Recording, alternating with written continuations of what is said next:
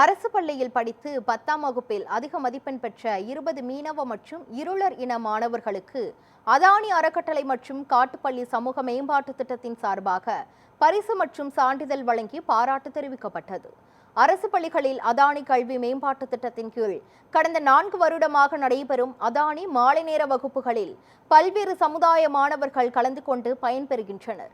குறிப்பாக மீனவ மற்றும் இருளர் சமுதாய மாணவர்கள் படித்து பயன்படுத்தப்படுகின்றனர். கடந்த கல்வியாண்டில் அரசு பள்ளிகளில் 10ஆம் வகுப்பை சேர்ந்த 104 மாணவர்கள் அதானி மாலை நேர மையம் மூலம் படித்ததில் 96% மாணவர்கள் தேர்ச்சி பெற்றனர்.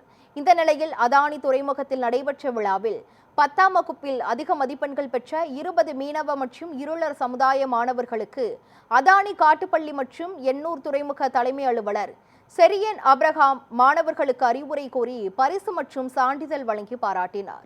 விழாவில் அரசு பள்ளிகளில் பணிபுரியும் அதானி மாலை நேர வகுப்பு ஆசிரியர்கள், கள பணியாளர்கள், மாணவர்கள் மற்றும் பெற்றோர் திரளாக கலந்து கொண்டனர்.